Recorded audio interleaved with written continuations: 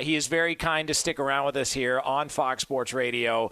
He is Petros Papadakis. You hear him on AM 570 LA Sports, the home of the Dodgers, and also many Laker ball washers, Petros, are listeners to your program. The amount of fanboys when it comes to the Lakers is mind-boggling, and none of them seem to have an issue with LeBron James at a tequila event and not being punished by the NBA about it for whatever reason. It's very strange. Well, I mean, look, for whatever doesn't work in the NFL when it comes to superstars trying to run their own show, like Aaron Rodgers and the saga that we've seen there, or Deshaun Watson, or these different things that we've kind of been through this last offseason, the NBA is totally flipped on the other side of the universe. And there's haves in the NBA and there's have-nots. And LeBron is the have with the biggest H. And I think Charles Barkley burst into laughter when somebody talked about him getting a suspension because they just don't play by the same rules with a guy like LeBron. That's how impactful he is to the league. You might like it, you might not like it. I don't think it helps the league. I think these most popular athletes in the world type of guys are some of the hardest to root for. If you're talking about LeBron and guys like Aaron Rodgers, in that way, just these kind of public temper tantrums they seem to throw. But yeah, I wouldn't expect him to be punished. I think he could go out there and punch a dude in the face like Kermit Washington punched Rudy Tomjanovich and probably not get suspended.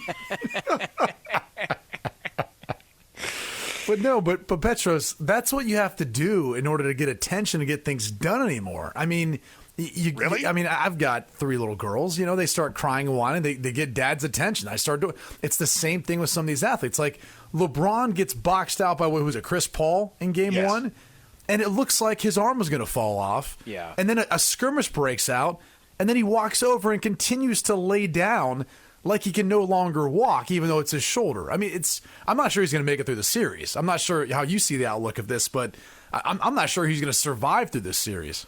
I struggle with that, and I know that these are the greatest athletes in the world. And look, I used to just go with my Clipper credential to see LeBron up close when he was with Cleveland, just to watch him explode toward the basket. And I don't remember him being this much of a bitch about things. Right? I mean, look, Derek Jeter's one of the great baseball players of all time. And I remember watching him slide into third and hurt his shoulder and lay there for a half hour. And, your legs work. Get up and get the hell off the field. And I don't know, that's how I was taught growing up. If I laid on a football field once in my life, when I broke my foot and all the bones popped out of the top, Brady, I hopped off to a cart. There you go. I got my throat, and I'm not tougher than these guys or better than these guys. It's just a different mentality that we were taught. I remember having my throat stepped on in a very high-level high school football game, for us in our community, and I was on the ground coughing. And I went to the sideline, and my dad swung out of the stands like Peter Parker and, drop kicked me like Ted DiBiase back onto the field. We didn't lay on the field, unless you were knocked out. And at those days, they didn't put a neck brace on you or anything, just grabbed you by the arms and dragged you off. Right. And it didn't feel like that long ago. But the theatrics, I guess, like in soccer, I get it. People are tired as hell. And if those guys lay around, the European guys, everybody gets a breather. I get it. But what LeBron was doing the other day, after he got poked in the eye and after he got boxed out. Oh, my God. It was really hard to watch. And I appreciate Jeff Van Gundy being like, well, it's just got to be more honest about it than everybody else. Like he's, and then the whole I'm seeing 3 rims. I just shot at the one in the middle. Like at some point, I admire the fact he can keep a straight face and pull that garbage. But you're not a Cyclops, dude. Like all of a sudden you're missing Blake an Griffin eye. is. Yeah, that's true. Yeah, very good. That is a good point. And you mentioned.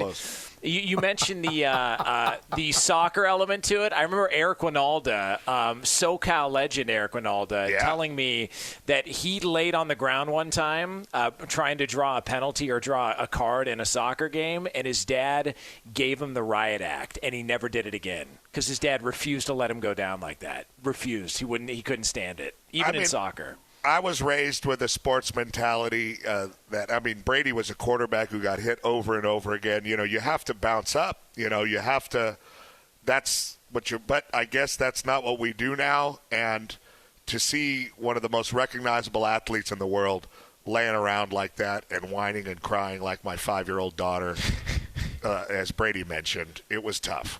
Yeah. Well, Petros. And look, he's my class. I'm a LeBron fan. He's from Ohio. I support him. And that's what hurt me the most. I'm watching him going, come on, dude. These aren't your roots. This isn't where you're from. I'm sorry. Petros, we appreciate you hanging out with us, man. I love listening to you. Always appreciate the time, and it's always a blast getting to talk shop with you here.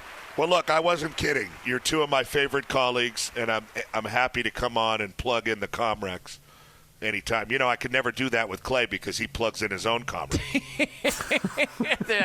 I feel like there's a lot going on with that statement. All right, good stuff. Thanks for hanging out with us here. Outkick the coverage on FSR.